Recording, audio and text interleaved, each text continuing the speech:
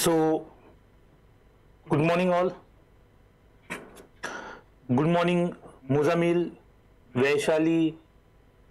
Good morning Hariom, Suman, Laksh, Sandeep, Sejal, Monali, Surjit, Shashi Kumar, Fatma, Namrata.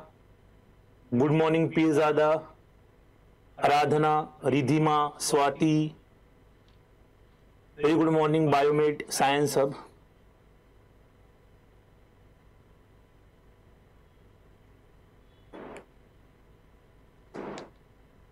चलो जल्दी से ये link share करो मैक्सिमम ग्रुप में, आपके फ्रेंड्स को, जूनियर्स को, सीनियर्स को, ताकि उनको भी इस लेक्चर का बेनिफिट हो. चलो be quick. Good morning Sejal, Monali. Good morning, let's grow together.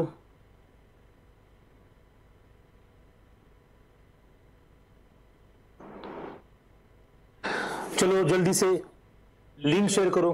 Be quick. जितने भी आपके जूनियर से, सीनियर से, फ्रेंड से, जिनको भी ये लेक्चर हेल्पफुल हो सकता है, उनको आप जल्दी से लिंक शेयर करो. फिर हम स्टार्ट करते हैं क्विकली.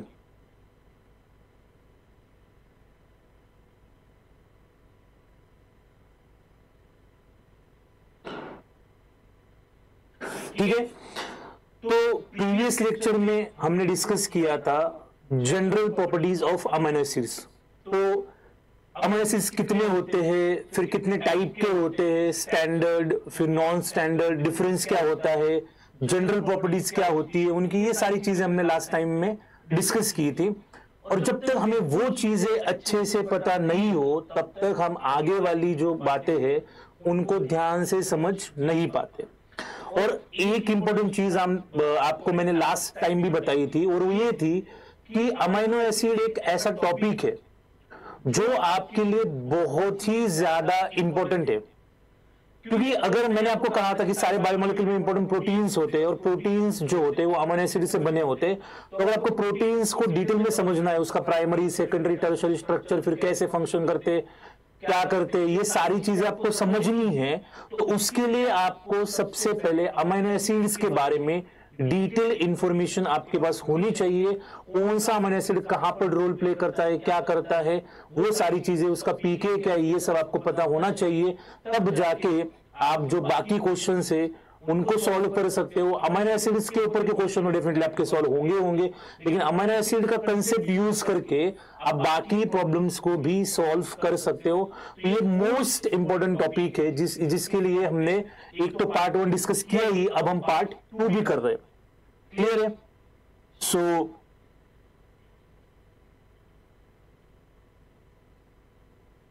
यहां तक. Good morning Manish, good morning मौसमी, प्रियांशी, अशोक, संजू, ई बायोलॉजी क्लास, सौरभ, निशा, चंदा, मुकुदास, जेनिफर, कविता वर्मा, अंकित कुमार. ठीक है, तो good morning everyone. Now without wasting much time हम स्टार्ट करते हैं अमीनो एसिड पार्ट 2 को. गुड मॉर्निंग अंकित कुमार, अर्पित, विजय कुमार, अरुण, चेतना.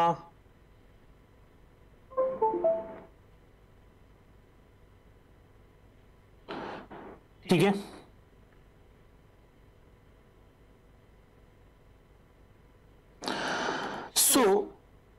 सबसे पहले हमने कहा था कि हमें डिटेल में पढ़ना है.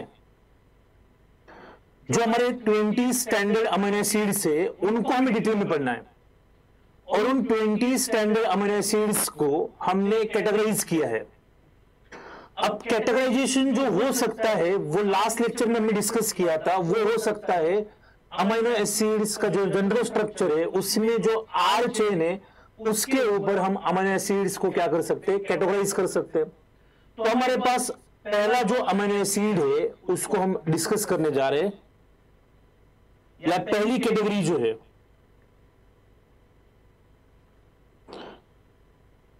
तो उसको हम डिस्कस करते हैं. क्लियर है? ठीक है, तो फर्स्ट इज अनब्रांच्ड एलिफेटिक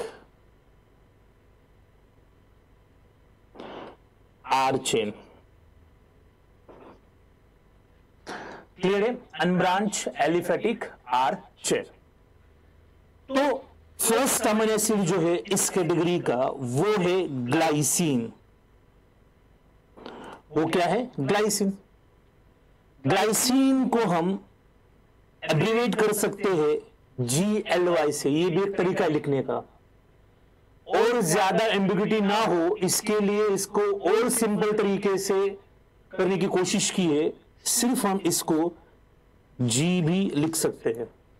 तो ग्लाइसिन लिखो, GLY लिखो, ग्लाई लिखो या फिर G लिखो, इसका मतलब क्या होता है? ग्लाइसिन। तो ये इसका कंप्लीट नेम है, ये एब्रिविएशन है और ये सिंबल है, सिंगल लेटर, ताकि क्या हो जाए, थोड़ा सा वहां पर सिंप्लिसिटी आ जाए, इसके लिए ऐसा किया है।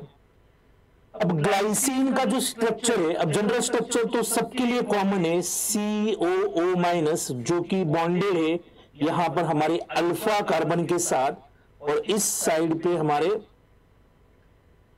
NH3 प्लस है, एक यहां पर हाइड्रोजन एटम है, एंड इस जगह पर अब जो आर चेन है, ये हम इसको क्या कहते हैं? R chain. ये तो हो गया general structure of amino acid, ये जनरल स्ट्रक्चर है।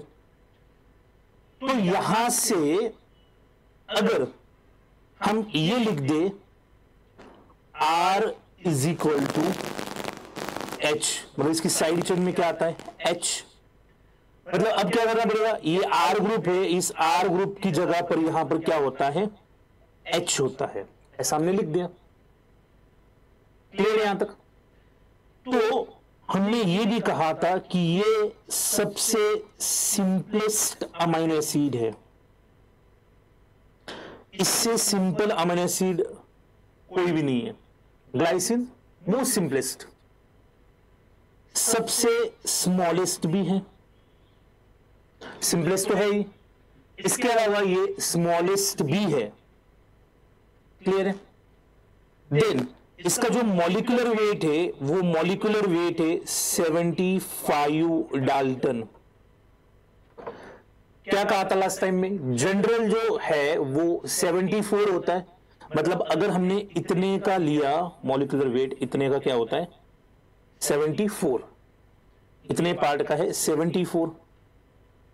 अब बस ये एक और बढ़ गया तो क्या हो गया? 75। स्मॉलेस्ट है, सिंपलेस्ट है, और कहां था? ऑप्टिकली इनएक्टिव है। ये ऑप्टिकली क्या है? इनएक्टिव है।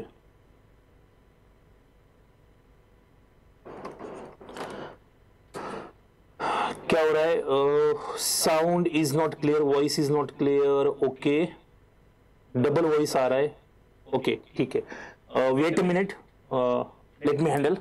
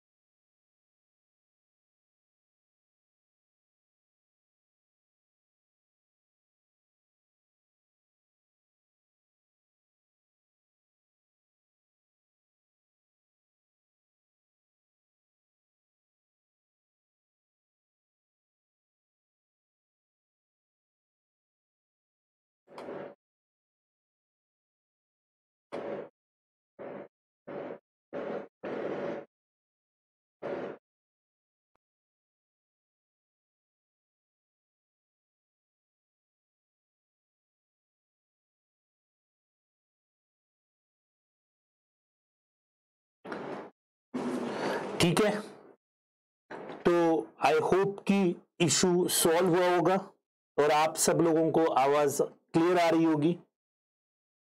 यस और नो?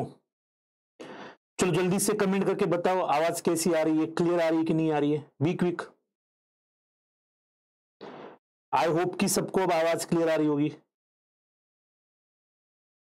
यस,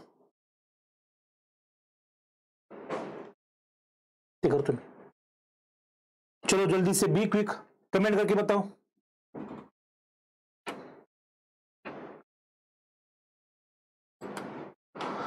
आवाज आ रही है क्लियर? यस, क्लियर है, very good. Yes, very good. चलो फिर स्टार्ट करें अपन। Yes, clear, very good. चलो जल्दी से बाकी लोग ज्वाइन करो फटाफट, बाकी लोग ज्वाइन करो। चलो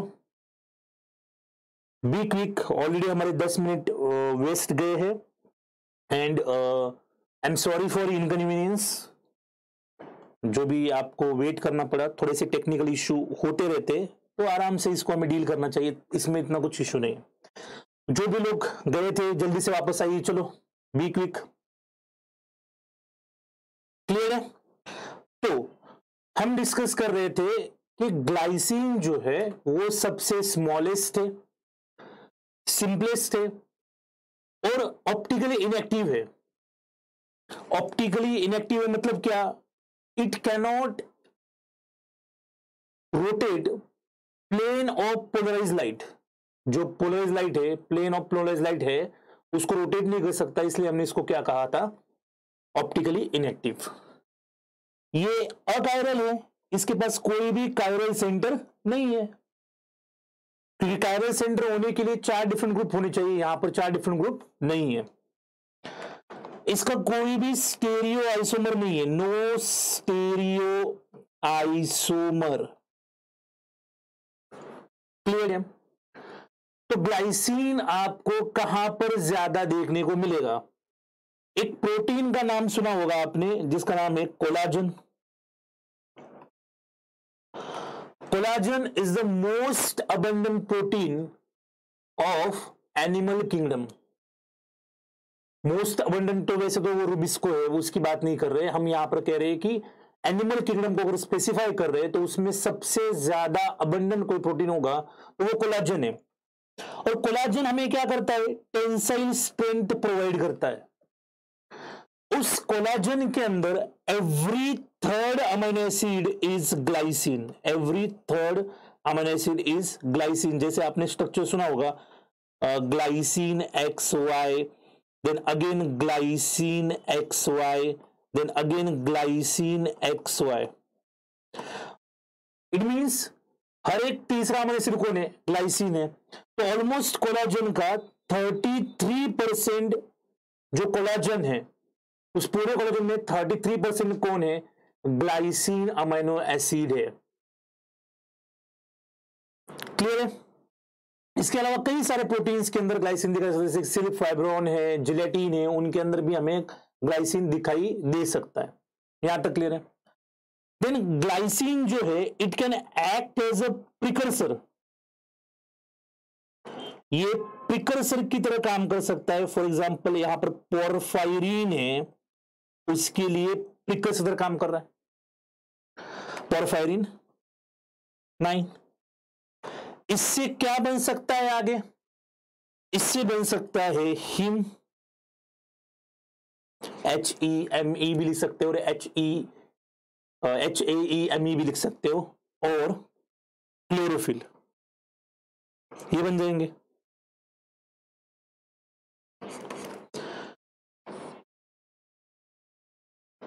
ठीक है, देन उसके बाद हम ये कह रहे हैं ग्लाइसिन जो है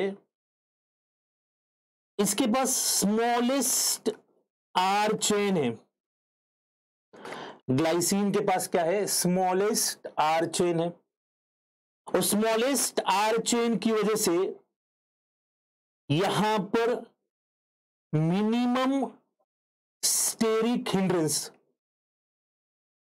जो स्टेरिक हिंड्रेंस कॉज करते हैं, वो बहुत कम होता है और नेग्लिजिबल होता है। और हम आगे जाके पढ़ेंगे, जो हमारा नेक्स्ट टॉपिक होगा वो यही होगा कि इसकी वजह से रामाचंद्रन प्लॉट के ऊपर, रामाचंद्रन प्लॉट के ऊपर ये मैक्सिमम एरिया ऑक्युपाई करता है।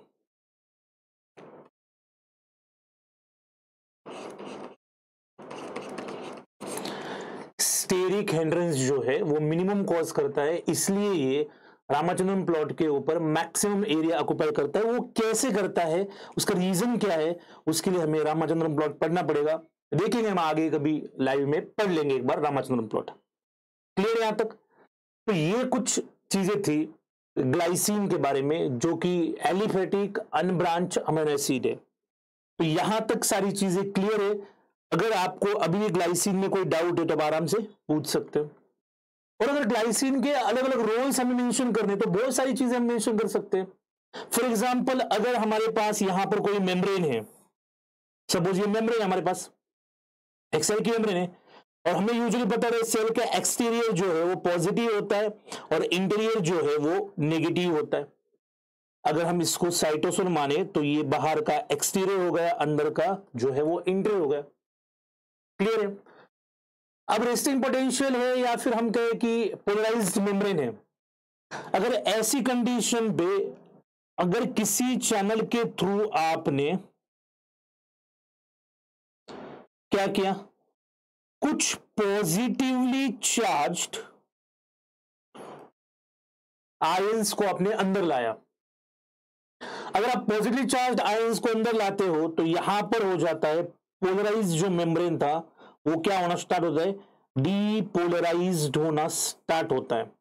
फॉर एग्जांपल, अगर हम ये पॉजिटिव आयन मतलब सोडियम की बात करें तो क्लियर है। लेकिन अगर हम कुछ निगेटिवली चार्ज्ड आयन को अंदर लाते हैं,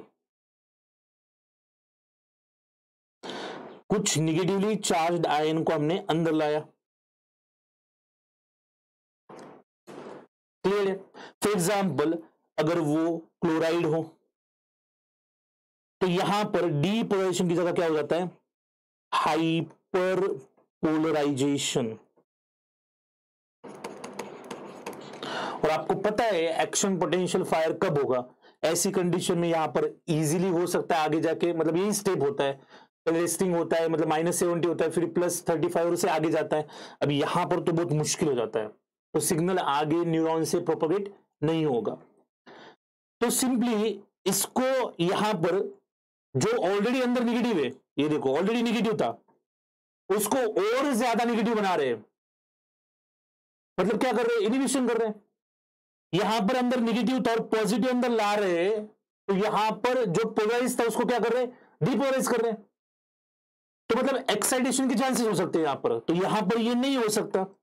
इसलिए जो निगेटिव आयंस को अंदर लाएगा उसको हम इनहिबिटरी न्यूरोट्रांसमीटर कहेंगे, और जो पॉजिटिवली आयन को अंदर लाएगा उसको हम कहेंगे एक्साइटेटरी न्यूरोट्रांसमीटर। अब इस पे यहां पर ये देखो चैनल निकल आए, यहां पर जगह है बाइंड करने के लिए लिगैंड के लिए, और ये लिगैंड हो सकता है कौन, ग्लाइसिन। और ग्लाइसिन के साथ साथ गाबा भी हो सकता है, गामा अमाइनो ब्यूटारिक एसिड। तो ग्लाइसिन एंड गाबा ये किसको जाके बाइंड करेंगे, क्लोराइड आयन चैनल को अगर जाके बाइंड करेंगे उसकी वजह से वो ओपन होगा, ये आयन अंदर जाएंगे तो उनकी वजह से हाइपर पोलराइजेशन होगा, तो सिग्नल आगे प्रोपोगेट नहीं होगा। तो किस तरीके से काम कर रही है, इनहिबिटरी न्यूरोट्रांसमीटर की तरह काम कर रहे हैं।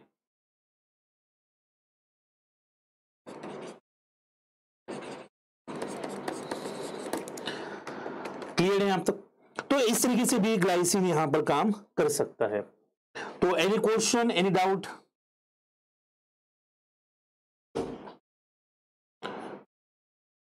ओके, ठीक है।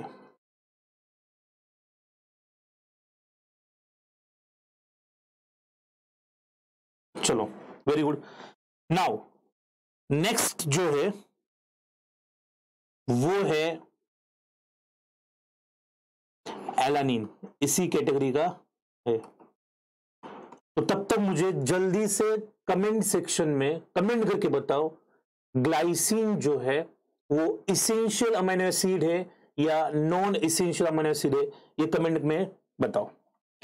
तो एलानिन को ALA भी लिख सकते हो, इसको A भी लिख सकते हो, ऐसे ये एब्रीविएशन है और ये सिंबल है, ठीक है। बेसिक स्ट्रक्चर जो है COO माइनस, ये C अल्फा है, कार्बन अल्फा है, यहां पर NH3 प्लस है, प्लस यहां पर ये H है।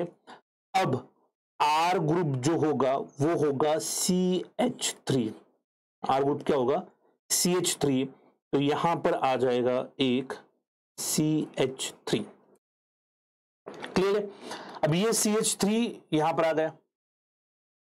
अब इसका बेसिक कितना है, इतने का अगर मॉलिक्यूलर वेट हम कंसिडर करें तो ये कितना था 74, CH3 का कितना आएगा, ये आएगा 15, तो टोटल जो है इसका मॉलिक्यूलर वेट कितना हो जाएगा 74 प्लस 15, तो ये हो जाएगा 89, क्लियर यहां तक। उसके बाद अलानिन जो है, सो वेरी गुड राजू, नहीं नम्रता वेरी गुड नॉन इसेंशियल है, सुमन कह रहे इसेंशियल है, राजू कह रहा है इसेंशियल, स्वाति सिंह कह रहे इसेंशियल, इसेंशियल, चेतना कह रही non essential, Kavita non essential, Deepika no essential, essential, non essential. अब ये कैसे कर रहे हैं, मतलब हाफ लोग कह रहे कि इसेंशियल है, हाफ लोग कह रहे कि नॉन इसेंशियल है, ठीक है कोई नहीं, आराम से पेशेंस रखो। एंड में जब भी अपने अमीनो एसिड के स्ट्रक्चर पूरे खत्म होंगे तो मैं आपको एक कीवर्ड बताऊंगा, उसमें आपको बताऊंगा कि कैसे इनको याद रखना है, कौन से इसेंशियल है और कौन से नॉन इसेंशियल है। थोड़ा सा अगर आप सोचोगे तो डेफिनेटली आपको पता चल जाएगा कि इसेंशियल है या non essential. Non essential, non essential, अच्छा गूगल से सर्च करके बता दिया बहुत सारे लोगों ने शायद नॉन इसेंशियल है, ठीक है कोई नहीं, अच्छा ये सोर्स अपने पास है तो यूज करना चाहिए, कोई दिक्कत नहीं, चलो क्लियर है, वेरी गुड। तो मुझे भी लगता है कि नॉन इसेंशियल ही होना चाहिए, यहां तक क्लियर है। नाउ एलानिन जो है मेजर ट्रांसपोर्ट फॉर्म है, मेजर ट्रांसपोर्ट फॉर्म है, तो कहां से, from muscles to liver, muscle से लीवर तक मेजर ट्रांसपोर्टेबल फॉर्म में कौन, एलानिन। इसका सिंपल तरीका है, देखो जो हमारे मसल्स है, अगर मसल्स ने अमीनो एसिड्स को यूटिलाइज किया तो वो अमोनिया रिलीज करते हैं, और वो अमोनिया अगर हम ब्लड में डालेंगे तो वो ब्लड में टॉक्सिक हो सकता है, इसलिए उसको ब्लड में रिलीज नहीं किया जाता, तो उसको अलानिन की फॉर्म में, उस अमोनिया को अलानिन की फॉर्म में लीवर तक लिया जाता है, और लीवर से वापस जो है वो आ जाता है कहां पर, हमारे मसल्स के पास। तो इस तरीके से यहां पर एक साइकिल चलती है कि जो अमोनिया टॉक्सिक है वो यहां से, तो यहां से वो कहां पर जाएगा, मसल्स से लीवर तक और लीवर से मसल्स तक, कैसे उसको हम एक बार डिस्कस करते हैं, क्लियर है। तो फॉर एग्जांपल अगर हमारे पास ये अलानिन है,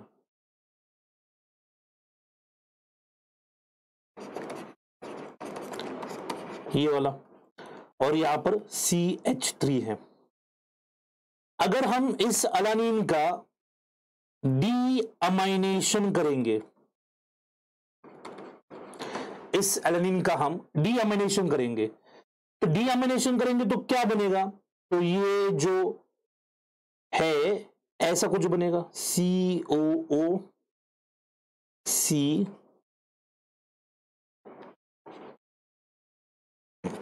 इस तरीके से कुछ बना, क्लियर है, और ये हमारा C अल्फा है, तो ये जो यहां पर दिख रहा है ये क्या बन गया, ये कोई एक अल्फा कीटो एसिड बन गया। क्या बन गया, अल्फा कीटो एसिड। और अल्फा कीटो एसिड में कौन सा है, ये पायरुवेट है। क्लियर है, क्या है ये, पायरुवेट। मतलब हमने क्या किया, डीअमाइनेशन। और हम इसका अगर फिर से इस पायरुवेट का हम फिर से अमाइनेशन करें, मतलब इसके ऊपर पायरुवेट के ऊपर फिर से अमाइन ग्रुप डालेंगे, तो फिर से क्या बन जाएगा, एलानीन बन जाएगा। तो अगर एलानीन का डीअमाइनेशन करते हैं तो पायरुवेट बन जाएगा, पायरुवेट का अमाइनेशन करते हैं तो क्या बन जाएगा, एलानीन बन जाएगा। तो यही तो हो रहा है मसल्स और लीवर के बीच में। क्लियर है यहां पर। तो अल्फा कीटो एसिड कौन सा है यहां पर, पायरुवेट। ऐसे हर कोई जितने भी अमीनो एसिड है, उन अमीनो एसिड्स का हम अगर डीअमाइनेशन करेंगे, उन अमीनो एसिड का डीअमाइनेशन करने के बाद हमें कोई ना कोई अल्फा कीटो एसिड मिलता है। और ये अल्फा कीटो एसिड अब यहां पर पायरुवेट है, कई और जगह पर हाइड्रोक्सी पायरुवेट हो सकता है, और किसी और अमीनो एसिड का किया तो कोई और हो सकता है। बस हमें कोई ना कोई अल्फा कीटो एसिड मिलेगा। एक जगह पर क्या है, पायरुवेट। लेकिन यहां पर ध्यान में रखना है, एक्सेप्ट ग्लाइसिन। ग्लाइसिन को छोड़ के अगर बाकी हम किसी भी अमीनो एसिड का डीअमाइनेशन करेंगे तो हमें यहां पर क्या मिलेगा, कोई ना कोई अल्फा कीटो एसिड मिलेगा। और एक चीज यहां पर इंपॉर्टेंट है, अलानीन जो है ये पेरेंट मॉलिक्यूल है। एलानीन जो है वो पेरेंट मॉलिक्यूल है for all other amino acids. बाकी सारे अमीनो एसिड्स के लिए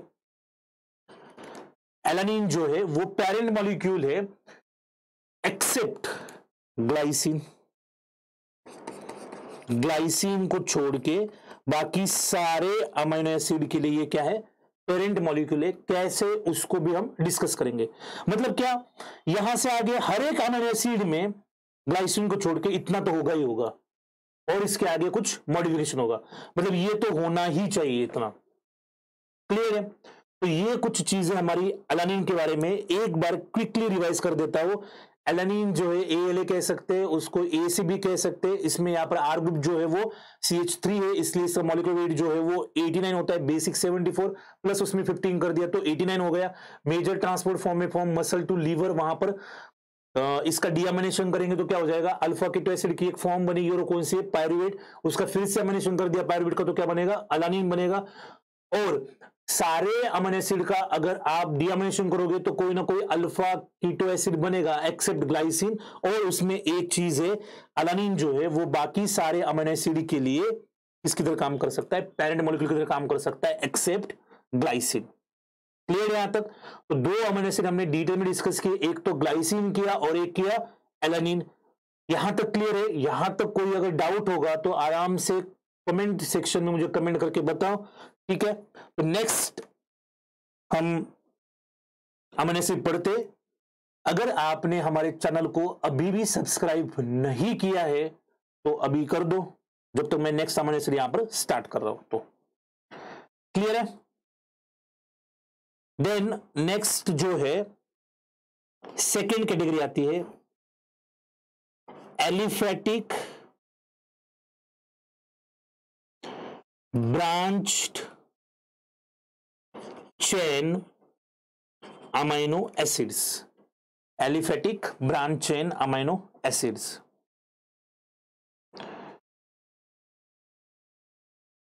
okay,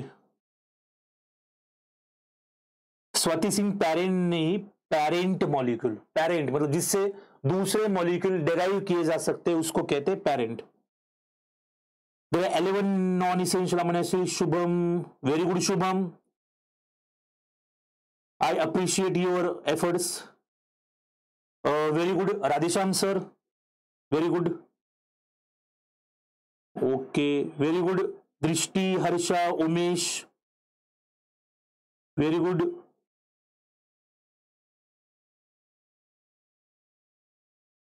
Yes, very good.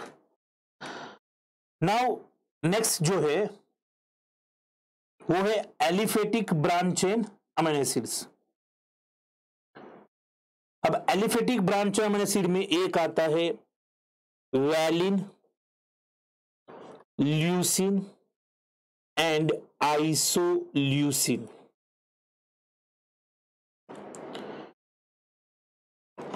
ILE, clear है? ये जो सारे अमीनो एसिड्स है ये एसेंशियल अमीनो एसिड्स है। क्लियर है? डायरेक्ट से नहीं पढ़ेंगे, आप बना नहीं सकते इसको, क्योंकि एनिमल्स जो है उनके लिए इसेंशियल है। जैसे हमें पता है प्लांट जो है वो अपने सारे अमीनो एसिड खुद से बना लेते हैं, स्टैंडर्ड जितने भी है। अब यहां पर जो इसेंशियल अमीनो एसिड है वैलिन, ल्यूसिन, आइसोल्यूसिन, तो जो समझ गए आप।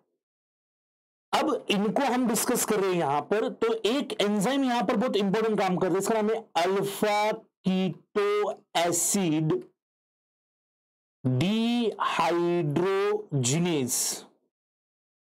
अल्फा कीटो एसिड डिहाइड्रोजिनेज ये एंजाइम है, and this enzyme is involved in catabolism of branched chain amino acid. तो जो ब्रांच चेन अमीनो एसिड से उनके कैटाबोलिज्म में ये एंजाइम बहुत इंपॉर्टेंट रोल प्ले करता है। क्लियर है?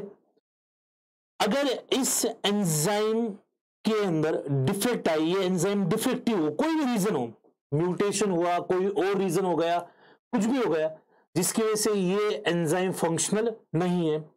अब ये एंजाइम फंक्शनल नहीं है तो जो ब्रांच चेन अमीनो एसिड से उन ब्रांच चेन अमीनो एसिड का कैटाबोलिज्म नहीं होगा। अगर उनका कैटाबोलिज्म नहीं होगा तो उनका जो लेवल है वो लेवल ब्लड के अंदर क्या होना स्टार्ट हो जाएगा, ज्यादा होना स्टार्ट हो जाएगा। किसका? जो ब्रांच चेन अमीनो एसिड से उनका लेवल ब्लड में क्या हो जाएगा, ज्यादा हो जाएगा। ब्लड नहीं ज्यादा हो जाएगा, उनका लेवल ज्यादा होगा। और अगर ब्रांच चेन अमीनो एसिड का ब्लड के अंदर अगर लेवल ज्यादा हो गया तो फिर वो यूरिन के अंदर अपीयर होना स्टार्ट हो जाएंगे, और यूरिन के अंदर अपीयर होना स्टार्ट हो जाएंगे तो वहां पर यूरिन को एक पर्टिकुलर स्मेल आएगी जो कि मैपल सिरप की जैसी होगी। इसलिए हम इस डिजीज को कहते हैं मैपल सिरप डिसऑर्डर। कंडीशन में आ गई, और एक बार रिपीट कर रहा हूं। ब्रांच चेन अमीनो एसिड्स को कैटाबोलाइज करने के लिए एक एंजाइम होता है जिसका नाम है अल्फा कीटो एसिड डिहाइड्रोजिनेज। अगर उसके अंदर गड़बड़ हो गई तो वो फिर ब्रांच चेन अमीनो एसिड को कैटाबोलाइज नहीं कर सकता। For example valine, leucine, isoleucine, उसकी वजह से ब्लड के अंदर वो अक्यूमुलेट होना स्टार्ट हो जाएंगे। ब्लड के अंदर ज्यादा अक्यूमुलेट होंगे तो फिर वो यूरिन के अंदर अपीयर होना स्टार्ट हो जाएंगे। उसकी वजह से यूरिन को एक कैरेक्टरिस्टिक स्मेल आ जाएगी जो होती है मैपल सिरप की जैसे, जिसके लिए उसको कहते हैं मैपल सिरप डिसऑर्डर। इसके अलावा एक चीज आप समझो, ये सारे अमीनो एसिड्स कैसे है, नॉन पोलर है। Even glycine and alanine they are also non polar, and these non-polar amino acids, valine, leucine, isoleucine, they can cross blood-brain barrier। वो ब्लड ब्रेन बैरियर को क्रॉस कर सकते हैं तो वहां पर वो न्यूरॉन के फंक्शनिंग को भी अफेक्ट कर सकते हैं। तो इसकी वजह से ये एक सीरियस कंडीशन यहां पर क्रिएट हो सकती है इसकी वजह से। क्लियर है यहां तक? Now moving on to the structure of this amino acid, सबसे पहले अगर हम वैलिन को कंसिडर करें तो इसको ऐसे लिख सकते हैं, या VAL कह सकते हैं और VB कह सकते हैं।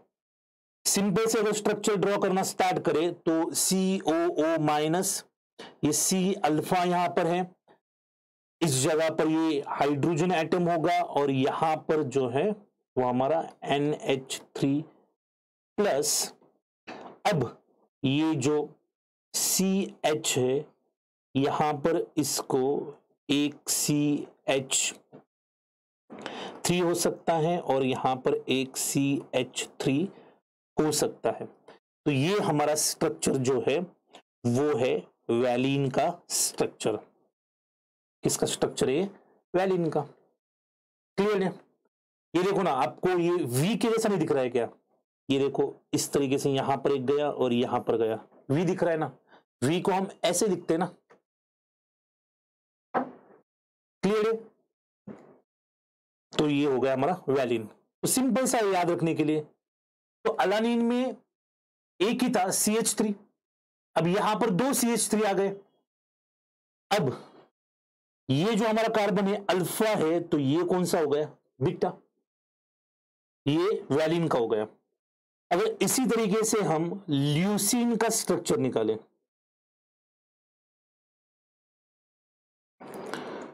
तो सबसे पहले ल्यूसीन को निकालेंगे।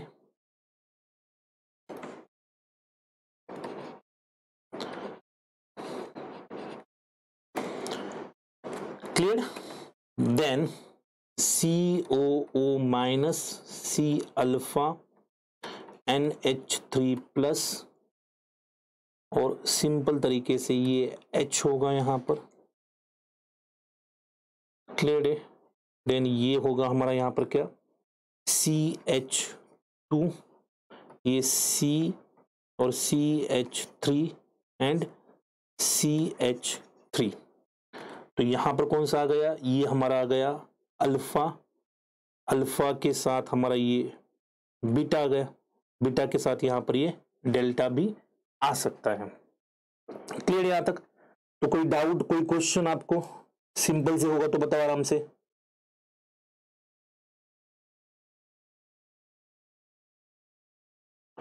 अच्छा, व्हाट इज कैटाबोलिज्म? तो राजू, कैटाबोलिज्म मतलब सिंपली उसका ब्रेकडाउन करना। कैटा का मतलब होता है ब्रेक, ओके। एना का मतलब होता है सिंथेसिस। एनाबोलिज्म मतलब हम सिंथेसिस कर रहे हैं। एना का मतलब होता है सिंथेसिस, कैटा का मतलब होता है ब्रेकडाउन। तो anabolism plus catabolism is equal to metabolism होता है। तो कैटाबोलिज्म मतलब simply breakdown. Clear? Very good. कोई डाउट, कोई क्वेश्चन? नहीं है? Very good. तो ये इस तरीके से हो गया। देन इसके बाद जो हमारा आइसोल्यूसिन का स्ट्रक्चर है, COO minus C alpha NH3 plus, यहां पर आ जाएगा H। देन ये हो जाएगा CH3।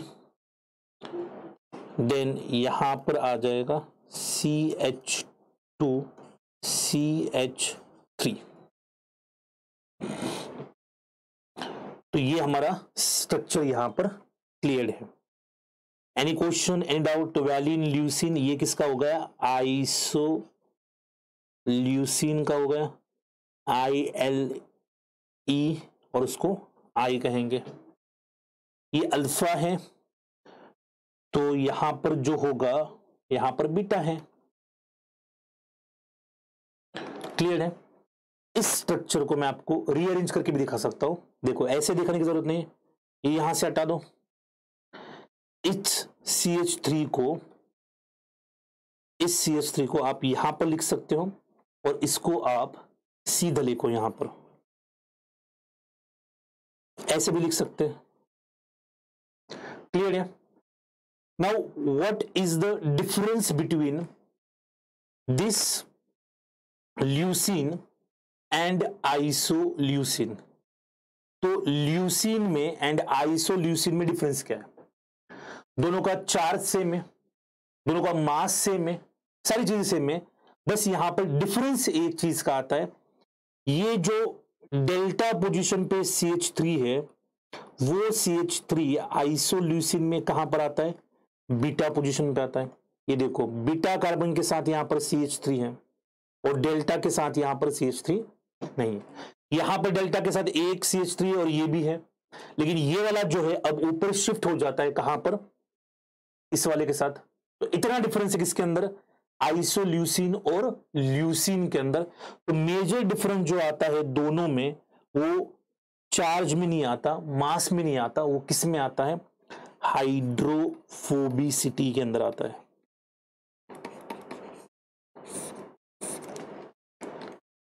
क्लियर है? तो ये ल्यूसीन और आइसोल्यूसिन। एक और चीज अगर आपने नोटिस की होगी तो आइसोल्यूसिन एक ऐसा अमीनो एसिड है जिसकी साइड चेन में भी एक कायरल कार्बन है। मतलब यहां पर एक नहीं 2 कायरल सेंटर्स है। यहां पर एक नहीं 2 कायरल सेंटर्स है। 2 कायरल सेंटर्स देख सकते हो आप यहां पर। पहला तो है ये। अब दूसरा, ये जो बीटा वाला कार्बन है, तो मतलब आर चेन के अंदर जो सी बीटा है, वो वाला क्या शो कर रहा है? Chiral centre. कैसे? ध्यान से देखो। अगर मैं इस H को यहां से निकाल दूं और मैं इस H को इस साइड लगा दूं यहां पर, अब करिए, 4 डिफरेंट ग्रुप है कि नहीं बीटा को? देखिए, ये पहला ग्रुप एक अलग ग्रुप हो गया, ठीक है, H।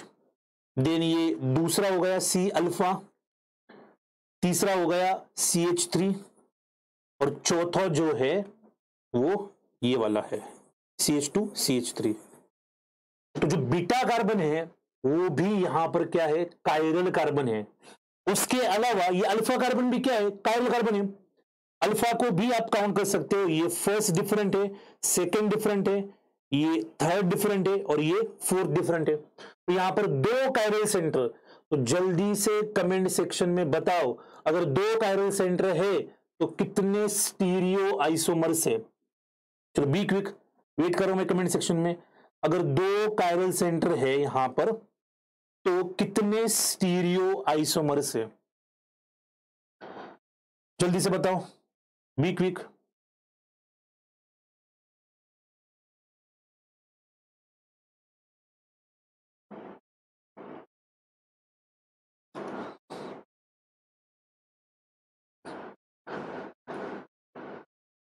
Okay, then these are non polar amino acids. तो हमें पता है नॉन पोलर अमीनो एसिड्स जो है वो, अगर एक्वियस सिस्टम की बात करें तो एक्वियस सिस्टम में नॉन पोलर अमीनो एसिड्स कहां पर रहते हैं? Interior of protein. प्रोटीन्स के अंदर रहते, बरीड होते, वो कभी पेरिफेरल साइड पे नहीं होते, कभी वाटर को एक्सपोज नहीं होते, क्योंकि हाइड्रोफोबिक है, नॉन पोलर है। तो कहां पर होना चाहिए? प्रोटीन के अंदर वाले हिस्से में होने चाहिए। सपोज यहां पर कोई प्रोटीन निकाल के दिखाया है ये वाला, तो आपको ये अमीनो एसिड्स कभी भी इस जगह पर नहीं देखने को मिलेंगे। यहां पर आपको अमीनो एसिड कभी नहीं देखने को मिलेंगे। ये हमेशा आपको कहां पर देखने को मिलेंगे? ये अंदर की साइड पे, जो वाटर से छुपे होंगे, यहां पर वाटर से दूर भागेंगे। क्लियर है यहां पर? तो कमेंट में देखते हैं क्या कह रहे हैं। चलो जल्दी से स्टीरियो आइसोमर्स का आंसर दे रहे हैं। तो पहले Swati, yes very good Swati, 4। Yes Raju, very good, very good. Ashwini, Dhanajit, न्योन, सुमन, हर्षा, मुकुदास, 2 कैसे होंगे बेटा? कविता वेरी गुड, मोनाली, वैष्णवी, अर्जुन दास 8 कैसे होंगे? आपको क्यों लगा 8? कमेंट सेक्शन में कमेंट करके बताइए। चलो मैं एक्सप्लेन करता हूं आपको। Fatima 4 very good, Rajendra, Ridhima, let's grow together, let's glow together. आप जैसा नाम है वैसा ही काम कर रहे हो, बहुत बढ़िया से आंसर कर रहे हो आप, बहुत बढ़िया। Very good Vivechana, Neelima, very good Bushra, very good Priyanka, very good. Surjeet कैसे गलत हो गए बेटा? सुरजीत हमेशा तो सही करते हो, आज कैसे गलत कर दिया?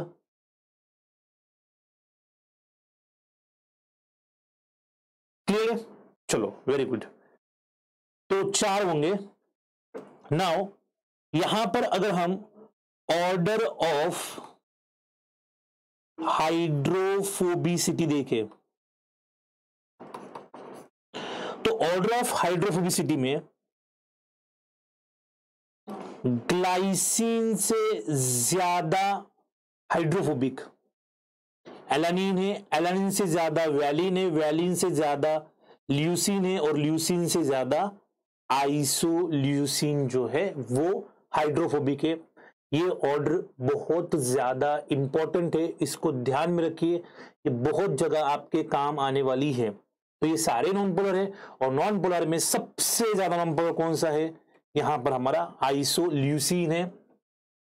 उसके बाद कम कौन है? ल्यूसिन। उससे कम कौन है? वैलिन। और सबसे कम कौन है यहां पर? ग्लाइसिन। क्लियर है? तो ये हो गए हमारे हाइड्रोफोबिक अमाइनो एसिड्स, मतलब branch chain amino acids. Next जो थर्ड कैटेगरी है,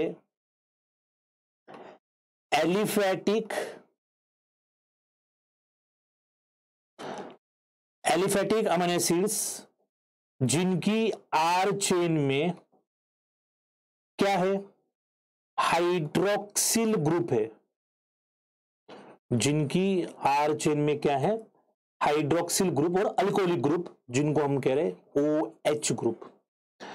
तो ऐसे दो अमीनो एसिड हमारे पास है, एक तो है सेरीन एंड दूसरा है थ्रियोनिन। एक सेरीन है और एक थ्रियोनिन है। क्लियर है यहां तक? तो सेरीन एंड थ्रियोनिन, और दोनों भी कैसे है? ये पोलार है। दोनों भी कैसे है? ये पोलार है। तो फर्स्ट जो हमारा COO माइनस है, ये C अल्फा है, ये H है, और ये NH3 प्लस है, और ये हमारा CH3 है। Be quick, with in A second comment में बताओ ये अमीनो एसिड कौन सा है, जल्दी से with in A second comment में बताओ ये अमीनो एसिड कौन सा है। ये अल्फा है, चलो जल्दी से बी क्विक।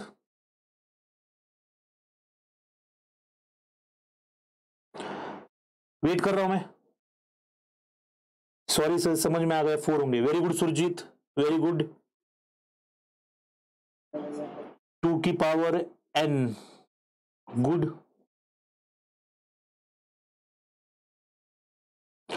हाँ अमिता, हम डिस्कस करेंगे बिल्कुल किस टाइप के क्वेश्चन आते हैं, क्या है। मैं क्वेश्चन भी सॉल्व कराऊंगा ना, अभी तो हम पढ़ रहे हैं। धनाजीत कह रहे हैं अलानीन है, स्वाति कह रहे हैं अलानीन है, मुकुदास ग्लाइसिन नहीं बेटा अलानीन है सबको। Very good Priyanka, Ashwini, Sandeep, very good, बहुत बढ़िया बहुत बढ़िया। अब मैं ध्यान से देखो क्या कर रहा हूं यहां पर, ध्यान से देखो। अगर मैं इसको ऐसा करूं कि ये CH2 हो गया और इसको मैंने यहां पर OH जोड़ दिया, CH2 CH3 था, यहां पर हमने ऑक्सीजन मिलाया, तब क्या हो गया? CH2OH हो गया। क्या बन गया? ये बन गया सेरीन। सेरीन को ही हम SER कहते हैं, और जो इसका सिंबल है वो है S। क्लियर है यहां तक? एस और नो? यस, क्या कह रहे हो? अलानीन अलानीन अलानीन, वेरी गुड।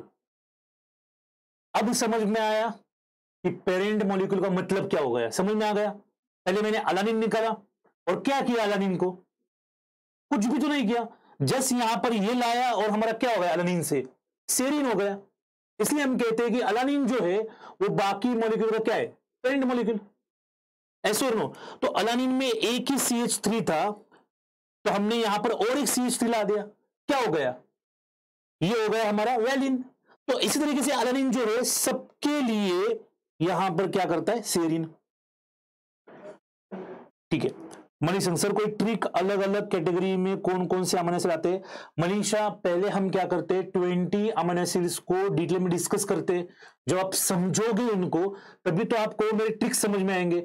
अगर मैं आपको पहले से ही ट्रिक बता दूंगा तो आपको तो कुछ भी पता नहीं, तो आपको कैसे समझ में आएंगे? तो मैं पहले 20 अमीनो एसिड्स बनाऊंगा, सब आपको पढ़ाऊंगा, उसके बाद मैं आपको ट्रिक्स दूंगा। आप टेंशन मत लीजिए बिल्कुल।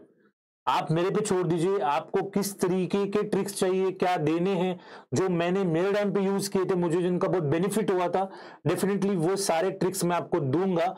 बस आप पहले समझो, क्योंकि अभी तक हमने चौथा या पांचवा महीने से पढ़ रहे, अभी तक हमने बाकी 15 और नहीं पढ़े, इसलिए हमें अभी ट्रिक देने से कोई फायदा ही नहीं है ना।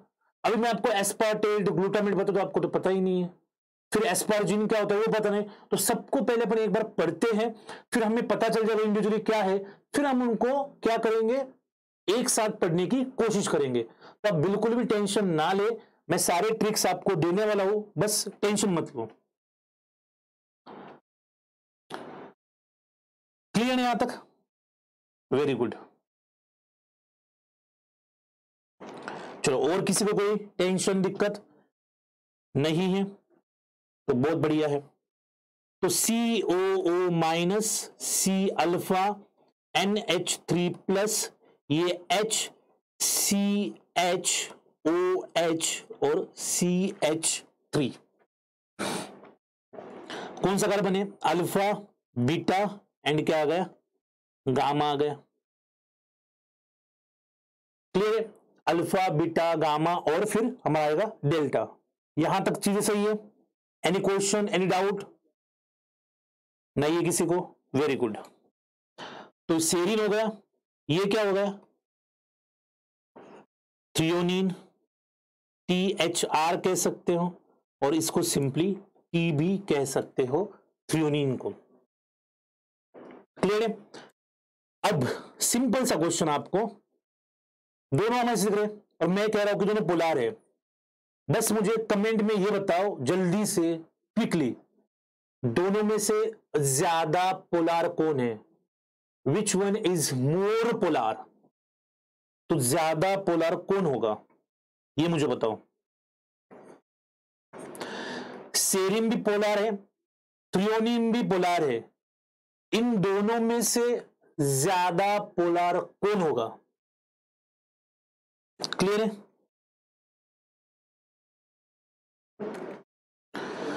Be quick.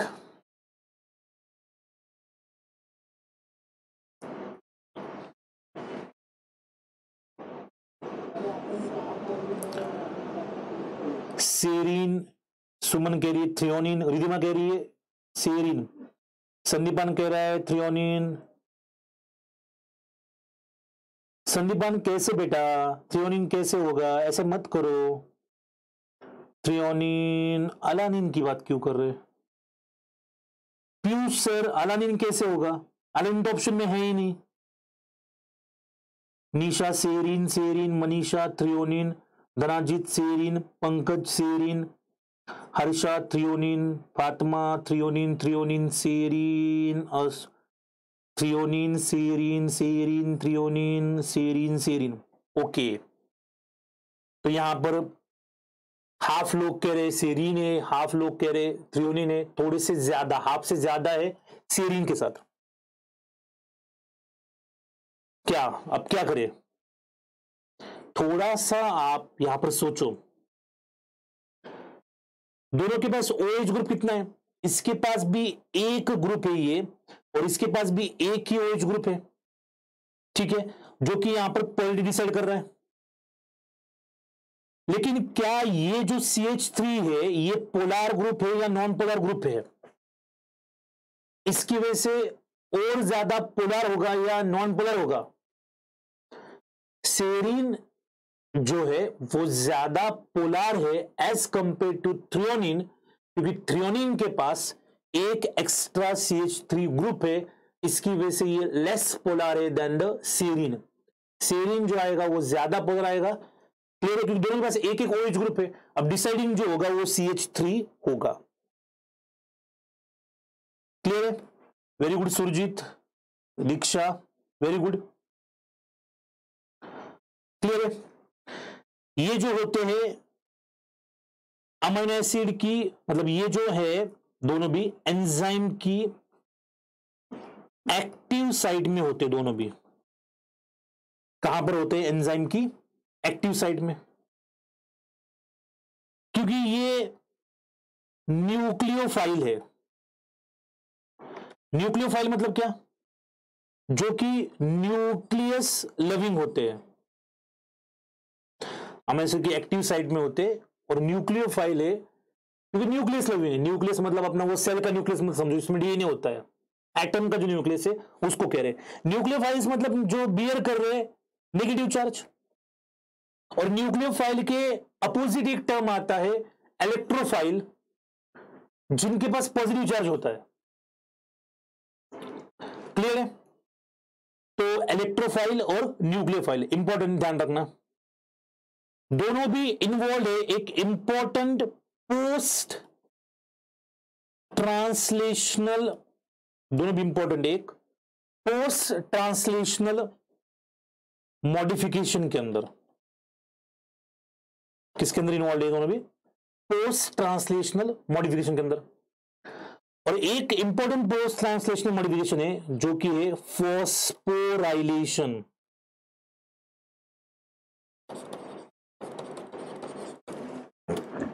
मतलब क्या? सेरीन या थ्रियोनिन के ऊपर फॉस्फेट ग्रुप ऐड करना, मतलब क्या है? फॉस्फोराइलेशन। जैसे आपने सुना होगा सेरीन थ्रियोनिन काइनेज, एक ऐसा एंजाइम है जो सेरीन के ऊपर फॉस्फेट ग्रुप ऐड कर सकता है, या फिर वो थ्रियोनिन के ऊपर फॉस्फेट ग्रुप ऐड कर सकता है, तो हम उसको क्या कहते हैं? Serine threonine kinase. सेरीन के ऊपर भी फॉस्फेट लगा सकता है, थ्रियोनिन के ऊपर भी फॉस्फेट लगा सकता है। क्लियर है? मतलब ये प्रोटीन के अंदर सब हम कह रहे हैं कि किसी प्रोटीन का फॉस्फोरेशन हो रहा है, तो फॉस्फोरेशन कहीं पर भी नहीं होता, कुछ जगह होती है, कुछ अमीनो एसिड्स होते हैं उनके ऊपर ही फॉस्फोरेशन। आप कहोगे नहीं मुझे ग्लाइसिन के ऊपर फॉस्फोरेशन करना है, कैसे पॉसिबल है? नहीं पॉसिबल है। आप कहोगे एलानिन के ऊपर फॉस्फोरेशन करना है, मतलब मुझे एलानिन के ऊपर फॉस्फेट ग्रुप लगाना है, ये पॉसिबल नहीं है। तो कुछ स्पेसिफिक अमीनो एसिड्स होते हैं उनके ऊपर भी आप फॉस्फेट ग्रुप जोड़ सकते हो, उनमें से सेरीन थ्रियोनिन जो है वो एक है। इसलिए हमारे पास कुछ एंजाइम्स होते हैं जिनको हम उस पर्टिकुलर नाम से जानते हैं। इसके अलावा कुछ लोगों ने अभी कमेंट सेक्शन में रिक्वेस्ट किया था कि सर ये भी डिस्कस करो, जो ओ लिंक्ड ग्लाइकोसाइलेशन होता है,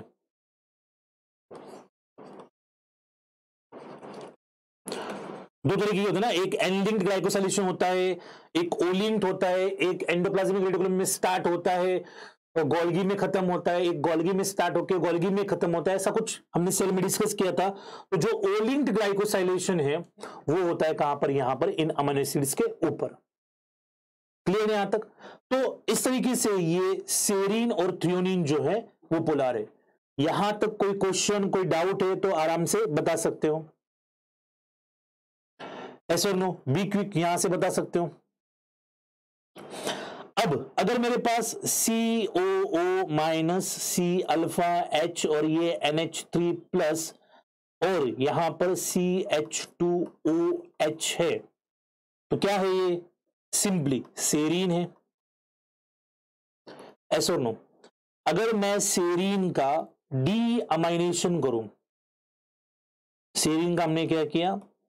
डी अमाइनेशन किया, तो क्या बचेगा पीछे? सिंपल सी बात है, COO minus C alpha HNA, sorry ऐसा नहीं होगा, C अल्फा ये और CH2OH, तो क्या बन गया ये? सेरीन का जो हम डी अमाइनेशन करते तो क्या बन गया?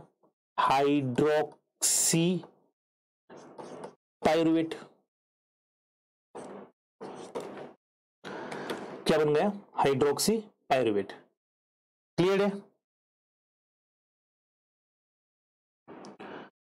Clear, very good. So this enzyme की एक्टिव साइट पर मेन रोल इन दोनों ही अमीनो एसिड का होता है या और भी इन्वॉल्व होते हैं? नहीं नहीं, और भी इन्वॉल्व होते हैं, जरूरी कि दोनों ही हो, इनके अलावा भी इन्वॉल्व होते हैं।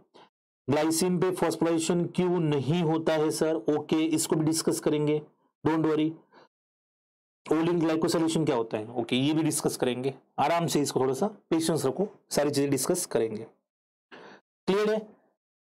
तो सेरीन से क्या बन गया? डीअमाइनेशन करेंगे तो हाइड्रोक्सी पायरुवेट, और हाइड्रोक्सी पायरुवेट का फिर से अमाइनेशन करेंगे तो क्या बन जाएगा? सेरीन। तो एलानिन का अगर डीअमाइनेशन कर दिया तो पायरुवेट बनता है, तो वैसे ही सेरीन का डीअमाइनेशन कर दिया तो हाइड्रोक्सी पायरुवेट बनता है। पायरुवेट का अमाइनेशन कर दिया तो क्या बनता है, अलानिन बनता है।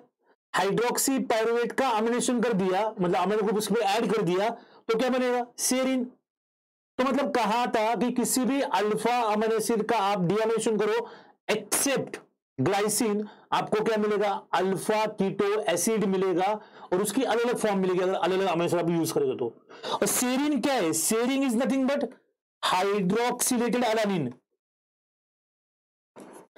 सेरीन कुछ भी नहीं है, हाइड्रोक्सिलेटेड अलानिन है। अब देखो मतलब बेसिक स्ट्रक्चर अगर आपको अलानिन का आता है ना तो बाकी सारे में से कुछ डिफिकल्ट नहीं है। तो सेरीन और कुछ नहीं है, हाइड्रोक्सिलेटेड अलानिन है। अगर इसको ऐसा लिखा है, इसकी जगह अगर मैं इसको इस तरीके से लिखते हैं, हम इस स्ट्रक्चर को अगर हम इस तरीके से लिखते हैं, CO माइनस ये वाला हमने ऐसा लिया होता तो क्या है ये, this is what, this is alanine. बस आपने यहां पर हाइड्रोक्सिलेशन किया तो ये चेंज आया और कुछ भी नहीं हुआ ना।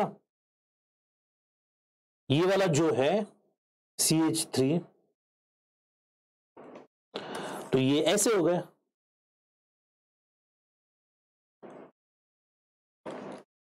समझ रहे हो? तो सिंपल सा है, यहां पर आराम से इसको हम कर सकते हैं। क्लियर? और गुड मॉर्निंग विशाल, विशाल की मॉर्निंग बहुत ही जल्दी हो गई है। ओके मुकुदास, ये तो नॉन पोलर होगा, सेरीन थ्रियोनिन कैसे नॉन पोलर होगा बेटा मुकुदास?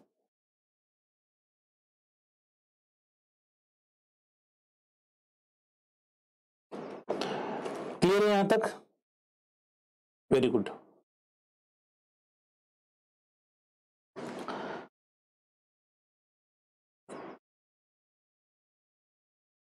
ठीक है, ओके। नाउ जो हमारा सेरीन है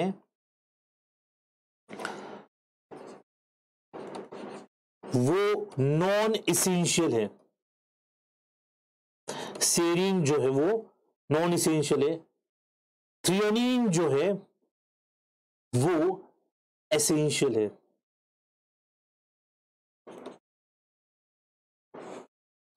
थ्रियोनिन क्या है, एसेंशियल है। और एक चीज आप मिस कर गए, और वो क्या मिस कर गए, ये जो बीटा कार्बन है थ्रियोनिन का वो भी अकायरल है। बीटा कार्बन भी क्या है, अकायरल। इसको लो आप, ये देखो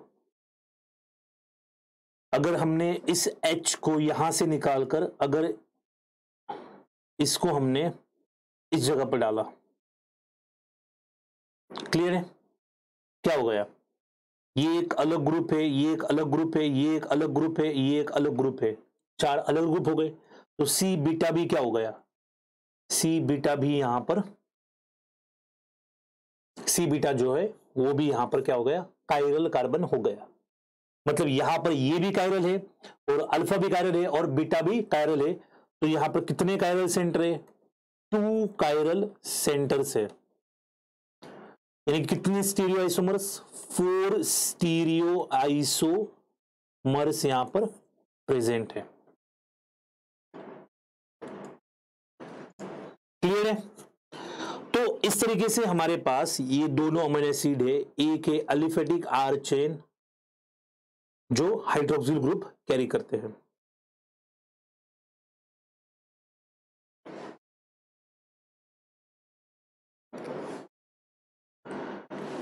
ठीक है, तो एनी क्वेश्चन, एनी डाउट? यहां तक कोई क्वेश्चन है, यहां तक कोई डाउट है? एक बार क्वेश्चन और डाउट को डिस्कस करते हैं।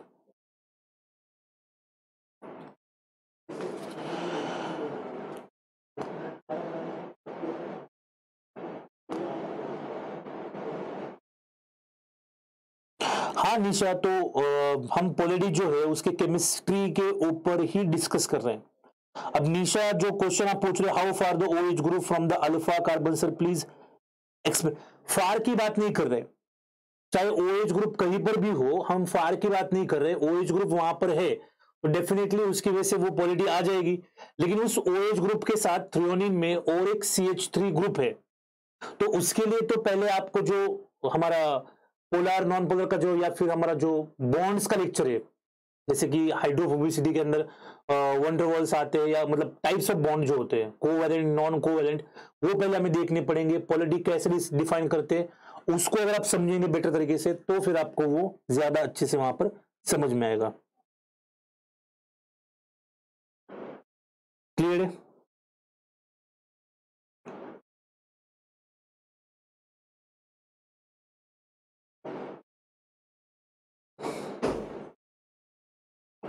ठीक है,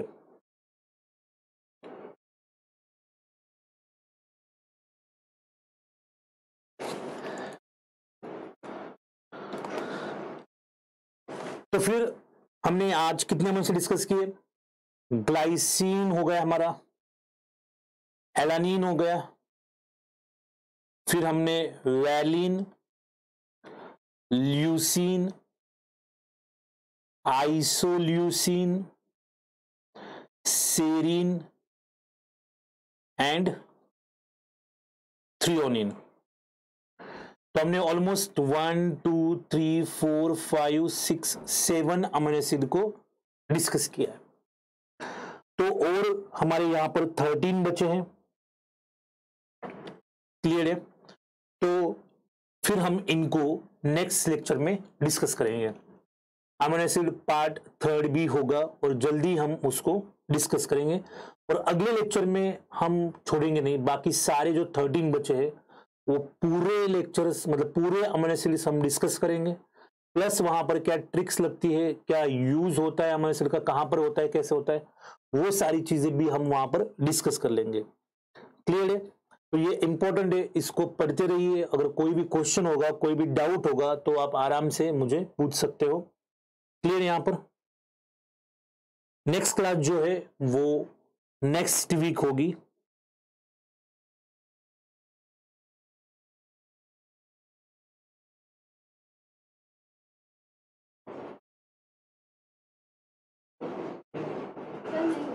सो आपको ये लेक्चर कहां पर मिलेगा? तो वो अभी तक यूट्यूब पे हमने वो बॉन्ड का लेक्चर डिस्कस नहीं किया है। अगर आप उसको करना है तो मैं आपको एक रेफरेंस बुक की लिंक देता हूं, आप वहां से पढ़ सकते हो आराम से, कोई दिक्कत नहीं। नेक्स्ट क्लास कब होगी? नेक्स्ट क्लास कब होगी? जल्दी आपको नोटिफिकेशन आएगा। जब भी ये नेक्स्ट लेक्चर शेड्यूल होगा तो वहां पर नोटिफिकेशन होगा, आप वहां पर देख सकते हो। क्लियर है? Good afternoon Arun. Okay, welcome कविता।